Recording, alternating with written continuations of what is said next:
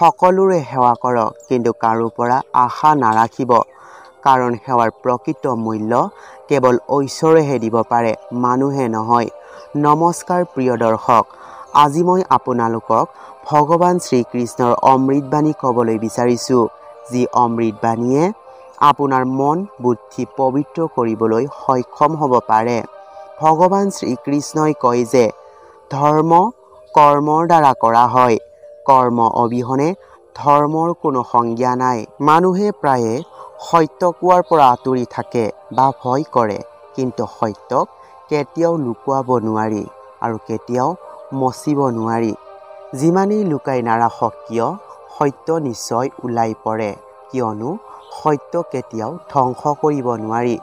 অহংকাৰ তথা গৌৰৱে এজন ব্যক্তিৰ প্ৰতিষ্ঠা, বংশ আৰু বৈভৱ এই তিনিওটাকে ধ্বংস কৰে। আপোনাৰ কথাক মূল্য নিদিয়া ব্যক্তিৰ বাবে মৌনতাই উত্তম উত্তৰ। শান্ত হৈ থকাটোৱে সকলো দুখৰ অন্ত পেলায় আৰু শান্ত মন এটাই মানুহৰ বুদ্ধিমত্তাক দ্ৰুতভাৱে সুস্থিৰ কৰি ৰখাত আৰু ঐশ্বৰৰ সৈতে একত্ৰিত হোৱাত সহায় কৰে। সত্যৰ ওপৰত আধাৰিত কথা ক'বলৈ, কৰিবলৈ আৰু বিশ্বাস কৰিবলৈ আমি কেতিয়াও ভয় কৰা উচিত নহয়। প্ৰেমে সদায় ক্ষমা খুজি ভাল পায় আৰু অহংকাৰে সদায় ক্ষমা শুনি ভাল পায়। কাৰোবাক এবাৰ ক্ষমা কৰি ভাল হওক, কিন্তু একেজন ব্যক্তিক আৰু বিশ্বাস কৰি কেতিয়াও ভৰসা নকৰিব। যদি কোনো ব্যক্তিৰ ইচ্ছা পূৰণ নহয়, তেতিয়া তেওঁৰ খং বাঢ়ে, আৰু যদি তেওঁৰ ইচ্ছা পূৰণ হয়, তেতিয়া তেওঁৰ লোভ বাঢ়ে। সেয়েহে জীৱনৰ প্ৰতিটো পৰিস্থিতিত আপোনাৰ ধৈৰ্য বজাই ৰাখক। যিদৰে দামুৰী পোৱালীয়ে শ শ গাইৰ মাজত নিজৰ মাকক বিচাৰি পায়, সেইদৰে ব্যক্তিক তেওঁৰ কৰ্মৰ ফলে তেনেদৰে বিচাৰি পায়।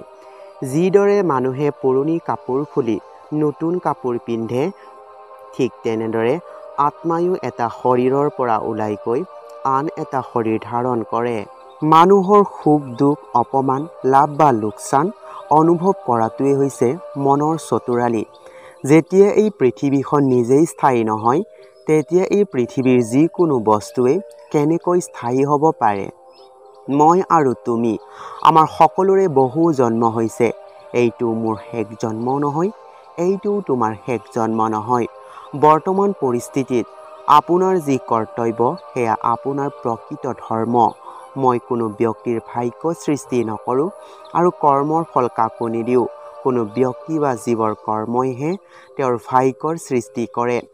জীৱনত ব্যক্তিয়ে নিজৰ কথা নিয়ন্ত্ৰণত ৰাখিব লাগে, কাৰণ কথাৰে দিয়া ঘাবোৰ কেতিয়াও ভাল হ'ব নোৱাৰে। যি হ'ল তোমাৰ ভালৰ বাবে হ'ল, আৰু যি হ'ব সেয়া ভালৰ বাবে হ'ব। প্ৰভুৰ চৰণত এৰি দিয়ক। কেৱল নিজৰ কৰ্মত মনোনিৱেশ কৰক। এনে কাম কৰক যিটো নিস্বাৰ্থ আৰু পাপহীন। মানুহে নিজৰ কৰ্তব্যৰ পথৰ পৰা কেতিয়াও বিচ্যুতি হ'ব নালাগে। শ্ৰীকৃষ্ণই কৈছে যে ভগৱানৰ কৃপাত সৎসংগ অৰ্থাৎ ভাল মানুহৰ সংগ পোৱা যায়, কিন্তু বেয়া সংগত পৰাটো নিজৰ হাতত থাকে।